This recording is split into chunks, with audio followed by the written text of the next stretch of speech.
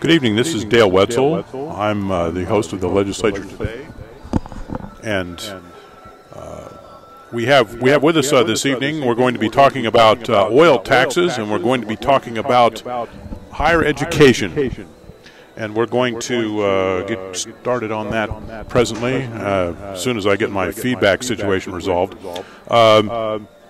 The higher education, we had some higher education appropriations bills in the House today. The higher education budget is kind of a ritual in the legislature. There's 11 colleges, and they all make a presentation, and the central office of the university system makes one, and this takes several days, and all of the presidents are in town, and some members of the Board of Higher Education, and the chancellor himself, and they go through an elaborate presentation to the appropriations committees in an attempt to persuade them to approve a good, generous budget for them. In the second half hour, we're going to be speaking to the chancellor of the higher education system, Ham Shirvani. We're also going to be talking to Bob Scarpel. He's a Republican state representative from Tioga, who is the chairman of a House Appropriations Subcommittee that looks over the higher education budget. On the first part of our show, we're going to be speaking to Representative Scott Kelsch. He's a Democrat from Fargo. He's a member of the House Finance and Taxation Committee, as is our other guest, Representative Skip Druvdahl.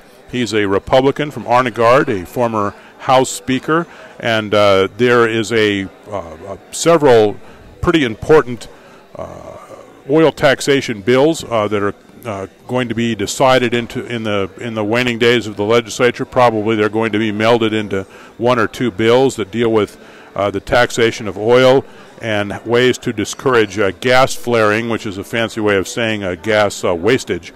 There is a lot of natural gas being burned off in western North Dakota and wasted, and it is a enormous concern in the legislature, ways to try to prevent that, perhaps offer some tax incentives so that this does not happen as a consequence of North Dakota's oil development.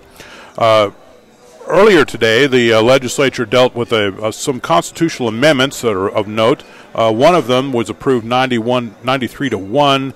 It would ban a real estate tax and a real estate transfer tax. It's a very short amendment, and North Dakota does not currently impose a real estate tax or a real estate transfer tax, but you can imagine that a tax on a home sale, especially one on a percentage basis, would rack up quite a bit of money. There was also some more controversial constitutional amendments that were defeated. One of them would eliminate the Constitution's prohibition of state aid to, quote, sectarian, unquote, schools. That deadlocked in the House 47-47. You need at least 48 votes in the House to pass a bill or a constitutional amendment. What the reason for this amendment was is that sectarian is kind of a leftover from the days of statehood, a term that refers obliquely to Roman Catholic schools. When this amendment was put into the Constitution, it was done so to make sure that Roman Catholic schools, as opposed to mainstream Protestant schools in North Dakota, did not get state aid. And the supporters of this amendment said we need to get rid of this kind of vestige of anti-Catholic bigotry. The problem with doing this was that if you did that, you would open the door to the potential support by the legislature of private religious schools, and this gave some education groups the willies, such as the North Dakota Education Association and the State School Boards Association, and the legislature ended up being deadlocked on that particular amendment. It could come back tomorrow. We will see. There was another less close decision on whether or not to allow the referral of decisions of the Board of Higher Education. That was defeated 71-23. What this would have done would be to subject decisions of the Board of Higher Education to a referendum if enough people got exercised about it, to put it on the ballot and circulate petitions to do so. This can happen when the legislature passes a law, if enough people are irritated, they'll circulate a petition, put it on the ballot, and try to reverse the legislature's decision. This would have applied the same standard to the Board of Higher Education, but that lost 71 to 23. And one other event, not a bill or a vote, but a group of legislative Democrats held a news conference today in the Capitol. They're in advance of a hearing tomorrow on one of the key oil taxation bills in the legislature. They say that if this particular bill is passed, it would reduce the top tax rate on oil production from 11.5% to 9.5% in January, starting in January of 2017.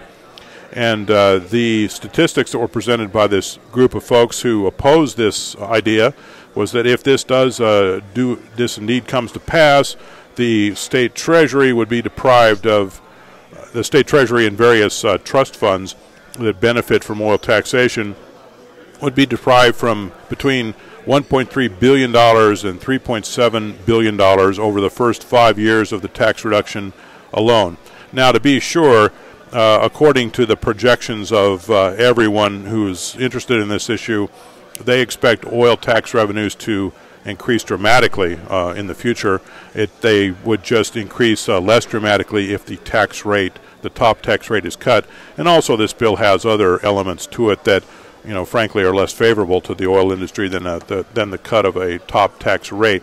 And we have with us to discuss this Representative Skip Drovdahl. He's a Republican from Arnegard. He's a former House Speaker, and his district is enormous and encompasses a great deal of western North Dakota's oil country. You can drive all day in your district, Skip. It's several counties on the western edge of North Dakota.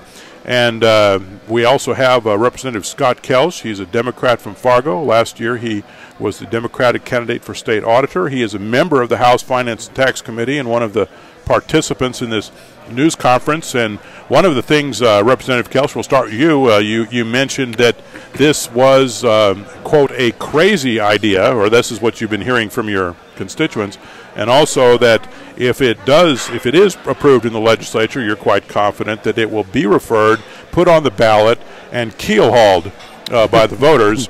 And I'd like you to kind of outline what your objections are to this, to the idea that somehow North Dakota's tax structure on oil doesn't work very well and it needs to be overhauled. Do you agree with that? Well, let me first preface this by saying that Representative Drovdahl and I have been through this debate before, nearly a decade ago, when this idea was proposed then, and in a similar fashion, and it was defeated. Every constituent that I've heard from, whether it be from a Republican or a Democrat or a moderate or somebody in the middle, has all said basically what I said today during the press conference, that they think this is a crazy idea. Why are we lowering taxes when the oil activity is already on overdrive and we really can't even keep up with the infrastructure needs as it is? So we're thinking that the public is not in support of this, and we need to really question why this bill is coming forth at this time. And why do you think it's coming forth? I would guess that it's because first of all, let me say there is a provision in the bill that does close the stripper well loophole, and we're in favor of that. And I think that if we can make the bill revenue neutral, where we don't have these kinds of fiscal notes, we would be in favor of that, because that way the industry is paying for those wells that aren't producing as much as they otherwise, or paying the tax on wells that aren't producing as much as they did in their first 18 months or 2 years of life, in exchange for lowering the overall tax rate to make it revenue neutral, so that it gives an incentive for those companies to keep producing from those wells and gives them incentive to seek new wells. Representative Drovdahl, why do we need a restructuring of the oil tax? Well, first of all, thank you for inviting me to come here today. And we need a restructuring. We need to have a fair and balanced tax policies for everybody, whether it's retail business on Main Street or the oil industry. We need to make sure what we're doing is fair to them and collect only the money we need to run the government. As my friend Representative Kelch mentioned, one of the problems we've had in the definition of our tax for oil is the stripper well provision. And I don't know, not a lot of voters understand the tax policies on oil. In fact, a lot of legislatures don't understand the complicated policies for oil, which have been put together over the last 60 years. Well, the stripper well provision, as you may well know or may not know, is older wells in an older field that we allowed to drop the extraction tax completely off in order for them to continue to get the last barrel of oil out of there. And when they did that, there's 3 different zones, and they defined them that once a well is defined as a stripper well, that field that it's in, or that zone, whichever way you want to say it, everything in that zone is therefore a stripper well. So if they came in and drilled another well, or they came in and rework or re-drill that well, and all of a sudden it's producing above the barrel quantity, which is 30 barrels on a 10,000 foot well, then every one of those wells would be classified as a stripper and only pay the 5% production tax, which is the in lieu of tax. One of the things we want, but when we do that, when we turn around and say, okay, we're going to define each well by its own production, it's $105,300,000 tax increase. And I was really happy to hear Representative Kelch mention that they're interested in a neutral bill. And we thought we did pass out a neutral bill, but the figures that we were given were a little misgiving at the beginning of the session. And that's what is going to end up. We're going to take the bill that we passed out of the House. We're going to take the bill that we're looking at in the Senate. We're going to put them together, and we're going to come out with one comprehensive policy that's going to be worked out. It may be exactly neutral. It may be a little bit of gain one way or the other, but that's what our goal is, to have a policy. And at the same time, we're going to drop all these provisions that we've had in place. The trigger, and you're familiar with the trigger. If oil prices happen to go down so much, all of a sudden all the taxes except the 5% disappear. It would be a brick wall far worse than anything Washington, D.C. would hit. A lot of people tell you, no, prices are $92 or $88 or something. It's not going to go down to that trigger. That's exactly what happened 30 years ago, or 32 years ago, when they had put in the tax of 6.5%. In 30 years this week, the budget chairman was telling the legislature there's a major shortfall in the income because of the trigger hit. We want to eliminate that trigger so we can plan a tax policy that's a little more balanced no matter what the prices are. And as far as a fair tax policy, we're talking this 11.5%. We're talking to royalty owners. We're talking my neighbors that have to pay that 11.5%. And if you ever sit down and figure it out, on a barrel of oil, the state of North Dakota gets more money for that barrel of oil than the royalty owner that owns that oil by the time he pays his taxes. And that's not counting, well, of course, that counts that the royalty owner's got to pay federal tax. But the first thing, he has to pay that 11.5% by, like everybody else. And everybody talks, let's get the rich oil guys, they've got all the money. Well, 97% of their stock is owned by common people in retirement funds and mutual funds. So we're talking everybody's money here, not just the rich oil company. And we want to come up with a policy that's easy to understand, one that is balanced, and one that's going to meet the needs. And I know we passed that legislative, or the citizens passed that legislative fund, put 30% aside. That's great. I'm glad they did, because I know the legislature enough now. We'd be spending every dime if it was in a general fund, or if we could get our hands on it. If we raise it, and that figure that was pointed out, that $1.3 billion or something, I don't know where it came from, but I know if we leave the stripper well provision in place, it's $105 million the next 2 years. It'll be $210 million the next 2 years after that, and $315 million the next 2 years after that, and continue to grow. And that's not counting is these wells, which if you're familiar with the Bakken production, the first year they drop off 50%. The next year it's an additional 50%. So after say you have a 4,000 barrels a month well, at the end of a year it's at 2,000, and at the end of another year it's 1,000. It would be at the qualification for a stripper. Then all of them in that field gets into stripper. It's something we have to do it, and I think a lot of us feel that it's only fair that we give and take and come out with close to a neutral position. And I think we'll be able to do it in the end, putting all these bills together. Representative Kelch, what do you think about the need for change in the oil tax structure beyond? I mean, what gets the attention is the reduction in the top rate, but there's also a lot of other elements to this bill, and one of them is the stripper well provision that Representative Drovdahl mentioned. Another one is eliminating a series of price triggers that affect what the tax rate is, and there are other elements to it as well. I mean, is it necessary to change anything at this point? Well, I will say this, that the industry has come here and explored for oil and done very well at our current tax rate. We have become the number 2 state under our current tax structure. And I think that changing it in ways that tamper with the way the incentives are, though the industry isn't here because of the tax rate, they're here because they have a resource that's easily accessible, or relatively easily accessible, and they're making a lot of money doing it. And we've seen the impacts of that. We've seen the growth in the man camps and the number of people that have moved out west. So, again, the impacts are I think what we need to address first. We need to build the roads. We need to build the schools. We need to build the communities that are being impacted by the industry before we talk about reducing the tax burden on them. And whether it does that with a revenue neutral bill that eliminates the stripper well exemption. I will regarding the trigger price. I think if oil were suddenly dropped to $52 a barrel tomorrow, which is the trigger price, I believe, right now, that to me would indicate a meltdown in the economy, and that the last thing we'd be worried about was the amount of revenue we're bringing in regarding the price of oil. So I think that I think we should wait and see how things play out for now, because the industry is here. They're doing quite well. They're willing to pay the taxes that there are. I think we really ought to take a look standalone at the stripper well exemption, and then come back and revisit in 2 years and see what our tax structure is, because we are in the middle of the pack in terms of tax structure. According to a recent newspaper article, we're in the middle of the pack in terms of taxing oil, and you know what? Under that tax structure, we have done quite well. One of the things that Representative Drovdahl has advocated has been not so much a date certain where the top rate goes down, but it's a linkage of decreases in the oil tax rate to production increases. Like if you average 1 million barrels a day, the tax is this. If you average 1.2 million, the tax is this, and it's a lower tax.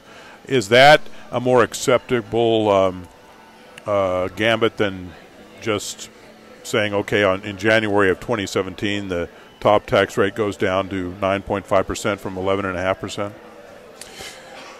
Well, apparently, according to the industry, it's not more acceptable. They don't like that idea. They think that it's the bill was in the House and they didn't express those views, but when it went over for a Senate hearing, that's what they said, that they don't like that idea. But the second part of your question is, why are we waiting till January 2017 to lower this tax? I mean, we have another session between now and then, and why don't we wait and see what happens before that, before we decide whether we're going to lower our tax rate? And obviously the next session can tamper with that too, because it's statutory. But why are we enacting legislation that is saying to the next session a number of people who may or may not be here to vote on that?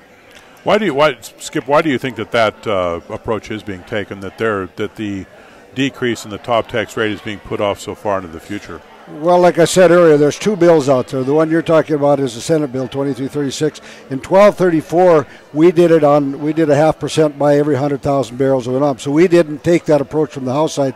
I don't think we're going to take that approach even after we listen to 2336. The reasoning, we haven't heard the bill till tomorrow, but I do want to comment on two things that Representative Kelt said. One was the lobbyists for the oil industry did come out and oppose the bill, the House bill, in the Senate. It kind of goes to show you that the lobbyists aren't quite as powerful in North Dakota as the news always reports them getting all their favors. Apparently they're not getting all their favors. I wanted to mention on the infrastructure too, because there's a lot of confusion on money for the infrastructure.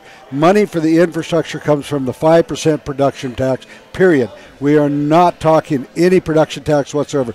This is the excise tax. And of the production tax, the oil and gas counties have been getting less than 15% of that 5%. So I'm glad to hear it, and I will say that the Eastern North Dakota has been very supportive of us working with this session and last session to get more money out there. But that 6.5% has nothing to do with the money that's available for oil and infrastructure. There's plenty of money there. It's just not getting to the right place.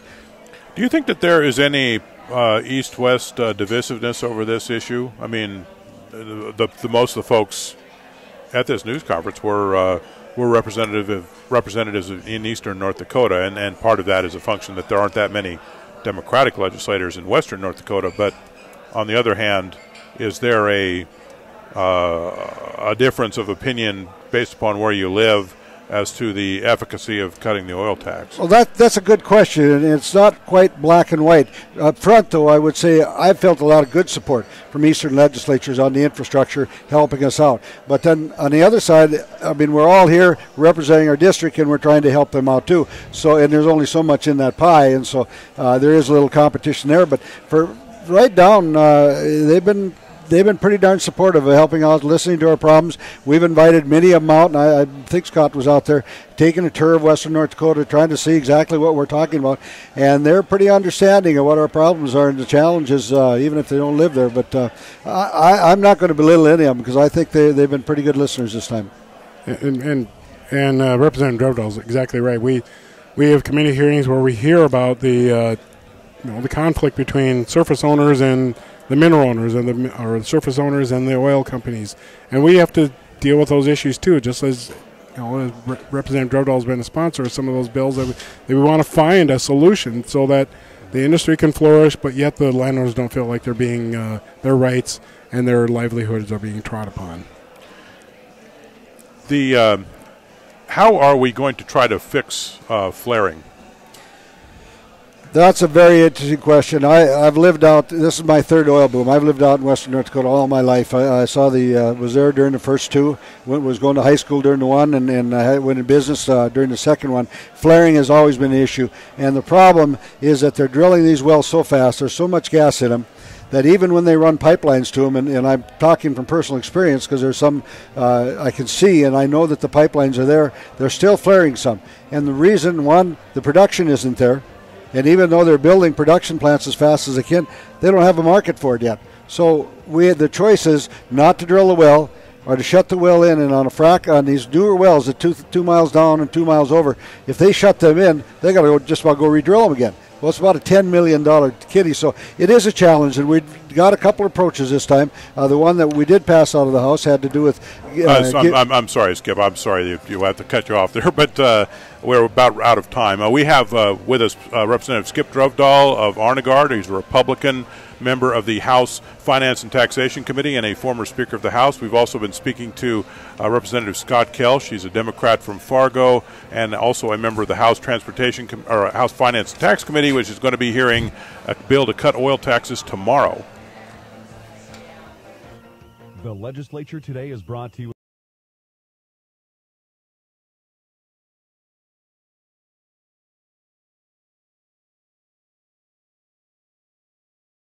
Good evening. This is Dale Wetzel. This is the Legislature Today radio program. We're coming to you from the Peacock Alley American Bar and Grill in downtown Bismarck, North Dakota. And it looks like we've got a nice dinner and after-work drink crowd at the restaurant. And if you're down gallivanting about in downtown Bismarck, or even if you're not, you can get in your car and come on down. It's a wonderful place. You can sit and have a nice drink, a nice meal, in a historically stimulating atmosphere, and you can also make some friends and have a good time. We have with us. Do you know what the special is tonight, Dale? I don't. Your memory is failing you? It is. BAMs. Yes. I've heard you talk about BAMs before, so I know what a BAM is. BAM is a big-ass mug. This is the first time I've said ass. I was going to say, I've never heard him, describe it. I usually use euphemisms for that word, but the acronym completely correctly. That's what it is. Yeah. It means big ASS mug. Yeah, and their big burgers are $1 off too. So you can get the big mugs and the big burgers $1 off tonight at the Peacock. Indeed, you do, yeah. and they are delicious. And this is a restaurant that was recently honored as being the best beef preparer in the country. So you can't do much better than that, ladies and gentlemen. So you've been invited. Anyway, this evening on the second half hour of our show, we have Representative Bob Scarpole. He's a Republican from Tioga, and he is the chairman of a House Appropriations Subcommittee that deals with education budgets, specifically higher education. We also have, speaking of higher education, we have the Chancellor of North Dakota's university system, Dr. Ham Shirvani, and we're going to be talking about issues of higher education and how the House Appropriations Committee is going to be going through these budgets. And Representative Scarpel, I understand that in addition to the normal elaborate presentation that the 11 public colleges go through in front of your committee, that you have some particular information you want from them, and I'd be interested in knowing why you want it. Well, Dale, you know, over the last 4 years I've chaired the Higher Ed Committee, and we've talked a lot about a number of different things, and I just came to the conclusion that it was probably an appropriate thing to do to put together a list of questions that we could ask the institutions to answer, and then have the Legislative Council lay it out on a spreadsheet for us, and to the best of their ability based on the answers, and we could do a little comparison of the institutions. And what are some of these questions? Well, it has to do with their graduation rates, remedial courses, dual credit courses. You know, there's a lot of different things in here. The utilization of the dollars, you might say, or where they are categorized within the various compartments in higher education. Dr. Schiavone, why are these issues important? Well, Dale, first of all, I'm glad to be here, and second of all, they're important because they're elements, they're quantitative elements of a higher quality educational context. Basically, a lot of them relates to performance measures, and some of them relates to the kind of practice that institution is engaged. And we talk about, like one of the questions here is what that's posed to each of the colleges. What is your graduation rate after 4 years for the 4-year schools and after 2 years for the 2-year schools? Why is that an important measurement? This is one of the important, very important measures that is used nationally and is part of the IPEDS, that is the Department of Education Centers for Statistics in Higher Education. And the reason they use graduation rate is that how fast the student can come in and get the education he or she needs and leave. As you know, 40 years ago, 50 years ago, most students would go through the college through a 4-year and would complete it. But then later on, things have changed. We have a lot of part-time students. We have people who can't afford it. More people are coming to higher education.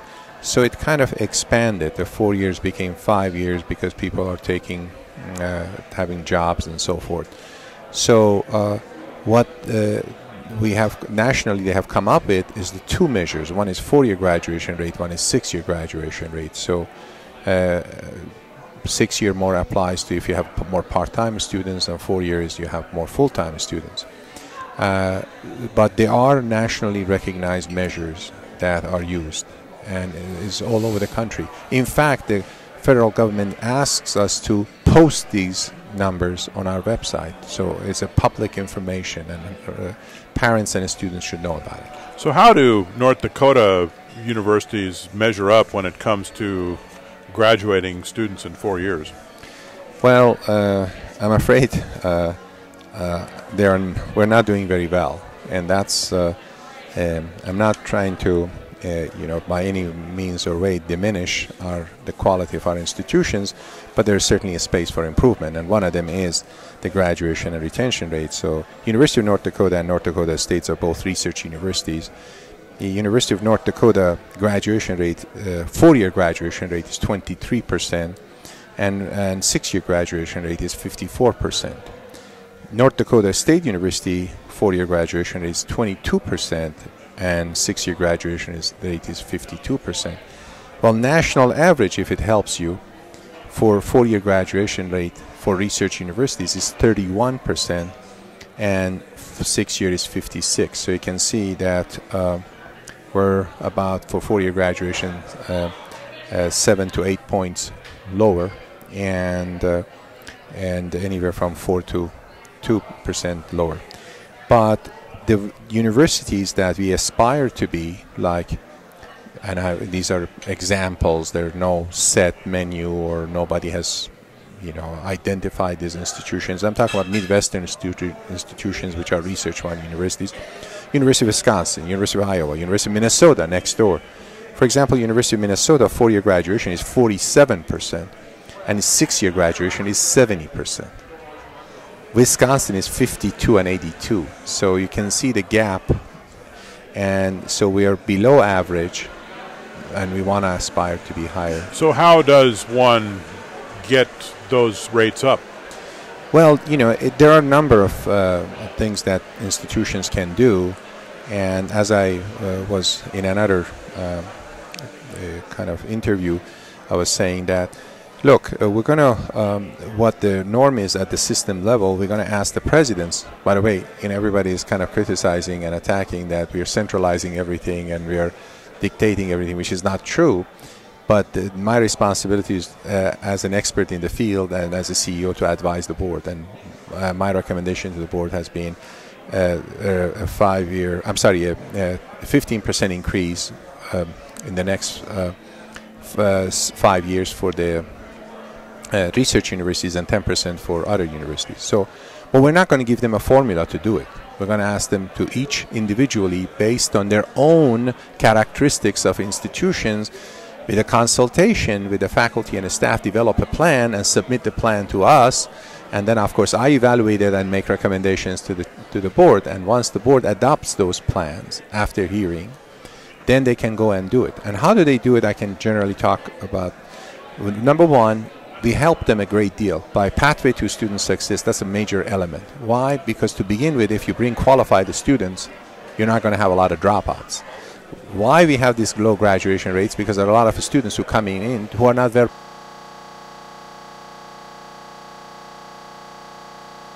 So that brings the graduation rate lower and lower. So that would be fixed by implementation of pathway to student success. 2, we have to make sure that we have a very clear scheduling kind of programming to make sure students have available to them courses they need to graduate. So often students come in, these are capable and prepared students. They want to graduate and they can't put program a chemistry 301 in their schedule. So they wait another semester, and that's a lot of cost and money to a poor student. Why? Because nobody cared that they have to really look at this schedule and make sure that chemistry courses are offered at 7 o'clock. I'm just making up that courses, 7 to 9, 1 to 3, and 6 to 4, so that they can fit it into their schedule. And there are not computer programs that can help us achieve that. So scheduling is important. Number 3 is advising. We have a lot of, particularly right now in all universities and colleges across the country, we have students who are coming as a first-generation students. So parents haven't been in the college. They don't know how to advise them. So these poor kids coming in, they don't know what courses they take. So they waste a year before they figure out what to take. And that's not fair. But so we need advisors and tutors that are there available to give them both to mentor them and advise them. Well, this is how you can build your schedule. And talk to them about what fields they like, etc., etc. That helps because it puts the students right on their track. The third would be, with all this technology investment that Legislature has done in our Office of Technology, which is very sophisticated, we can develop, and we have degree audit, but we have to apply it. Degree audit means that all of our students have these gadgets. They have 1 or 2 of them.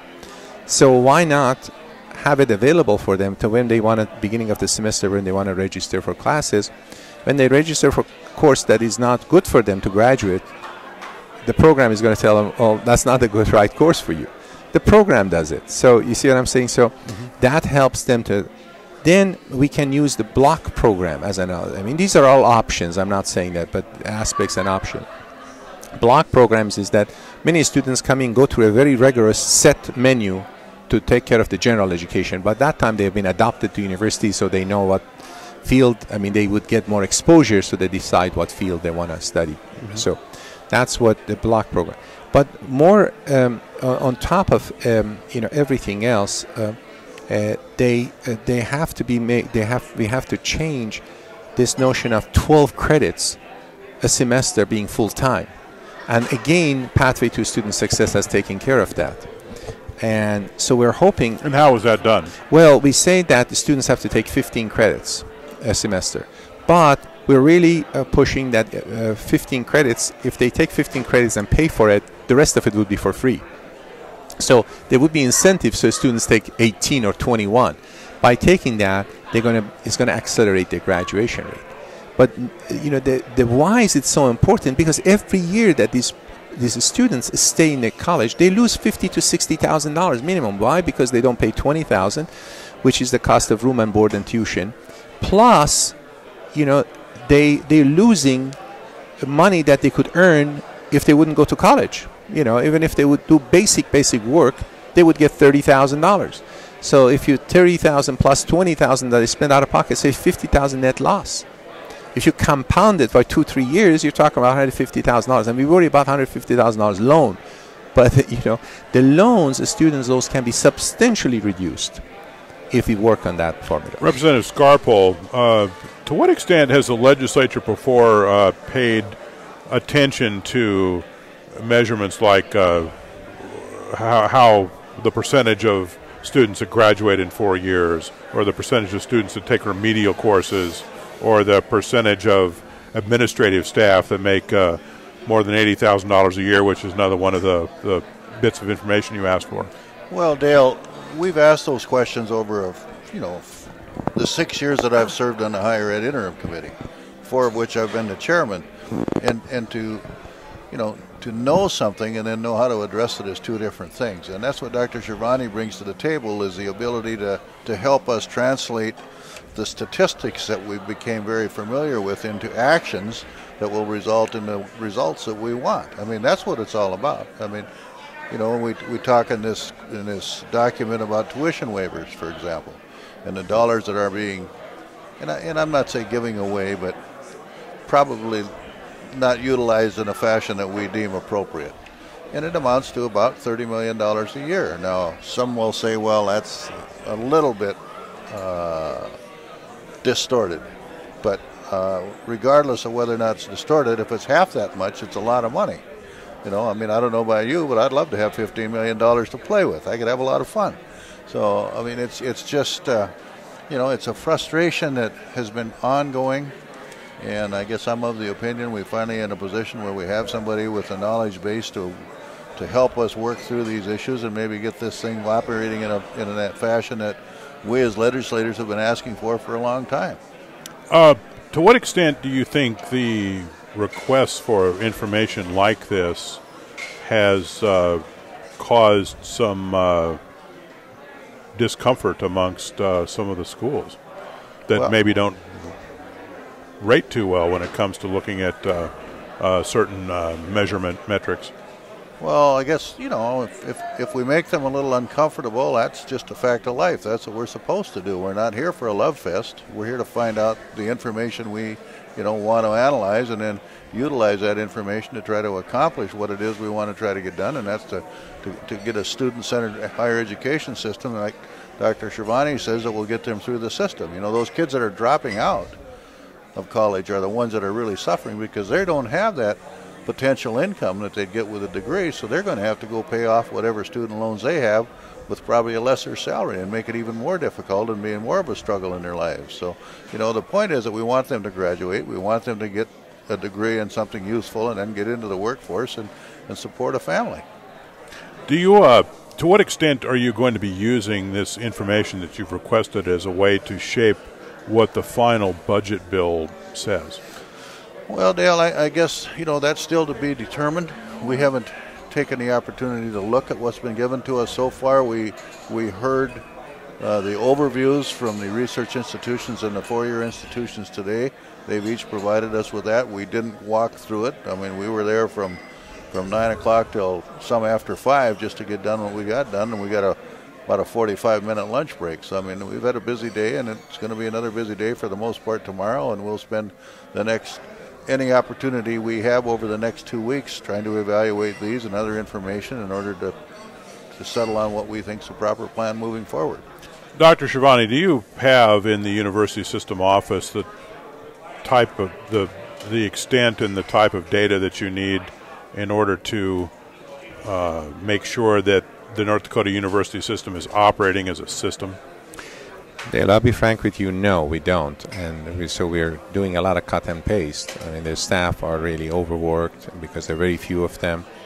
And the most important aspect of it is that not only we don't have enough staff, but what we have is fragmented and inconsistent.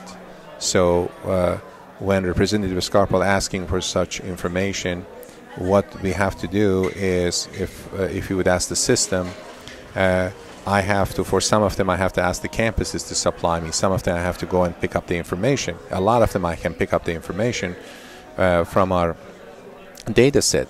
But the problem is that campuses have parked their numbers in different locations. Microsoft and PeopleSoft are very complex systems, and you can use different parts of the system. So there is no consistency. And that's one of the battles that we are having, sir. I mean, in order to build a system, you have to have a very consistent template that is the structure of the system, and then you lock the system. Everybody parks their number. This is not taking, the independence away. This is practice in every company, in every organization, in every association. So, but why? Because when the Representative Scarpel or Mr. Dale Wetzel ask for information, is in just a matter of 5 seconds. You go to the website, you pull it out, and you email it to him, because everything is in one place and everything is consistent. So it's very difficult, as I'm sure even presidents are struggling to get these numbers, and then we have to make the numbers consistent. How difficult is it going to be to reach this kind of data equilibrium where you have the sort of information that you want, right, and it's consistent and you can summon it readily? I think probably because of we are talking about a $1.4 billion, and with any additional funding, even if you just get the cost to continue, we're talking about almost 1.6 million, 1.5 billion dollars. And if we get any more with the construction and the capital money, we're talking about $1.6 billion. So it's a very complex organization. We're talking about maybe a year and a half, at least a year, to design the system, and then maybe another 6 months to 8 months to migrate. But we do need resources, and why we do need is that we have all the techie people, we have all the data, but what we really need are the analysts, which we call in the field called institutional research people. That they design the system, and then they migrate the system, they refine the numbers and put them in the right place, and check it and recheck it and validate. And then after that, everything is built. And for example, that's one of the reasons. Since we don't have correct numbers, we can't use our degree audit, because it's not consistent. So the data people, data analyst people, are some group of people we desperately need. But some of the other questions regarding inconsistency of that, for example, what do they do with the student fees? Do they consider it an agency fee, or do they consider it a discretionary fee? That's a major thing. It's all over the map. It's all over. Every campus does it differently. But these are the policies that we have to establish. We have set up policies that we have to refine and clean up and revise, streamline. But there are a lot of areas that we don't have policies. So that's one of the areas. Or the financial information is the same thing. Once we design this structure, this template is going to be regarding administrative data, financial data, academic data, as well as the human resources data. Because when I look at this list of data that Representative Scarpel asked for, it seems to be, frankly, fairly uncomplicated request. I mean, what is your 4-year graduation rate? What is your average teaching load per faculty member? What is your what number of administrative staff do you have, and at what extent are some of them paid more than $80,000 a year when compared to the total workforce? Is this the average teaching load per faculty member versus like a teaching assistant? has it been difficult to get this information? Well, Dale, I think it has. And the reason is exactly what Dr. Shervani said. It's not consistent. You ask one institution for something and you'll get a version, but you ask another institution for the same information, and they're going to look at it differently and furnish it differently. You know, the request for how many people that are paid over $80,000, you know, never been asked that I'm aware of. It's just a very simple question. How many people get paid over $80,000 at your institution as compared to how many total people do you have that are non-faculty? So, I mean, they're relatively simple questions, like you say. It's just that we've never put them down and asked every institution to answer these 17 questions, and then we can take a look at how they compare. Dr. Shervani, this is kind of a difficult question, but to what extent do you think that you want this type of information and want to try to integrate how everyone reports their data and how they compile it? To what extent do you think that this has been an influence, if I could use the term, in the fact that there's, you know, folks that don't like you and are trying to buy out your contract? A lot has got to do with that, Dale. A lot has got to do. It's all, these are all elements, actually, I would say, even preliminary elements of accountability measures. You know, accountability doesn't say, well, you know, we are accountable and we are efficient because we adjusted our budget from here to there. Those are not really serious measures. These are indicators that we have to look at in order to build a quality system. And so, yes, it does frighten some people. It does frighten some people within the system and outside the system.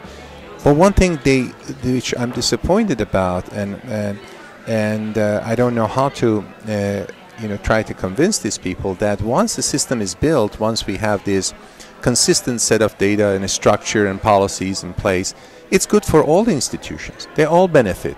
No one is taking anything away. Everybody's building.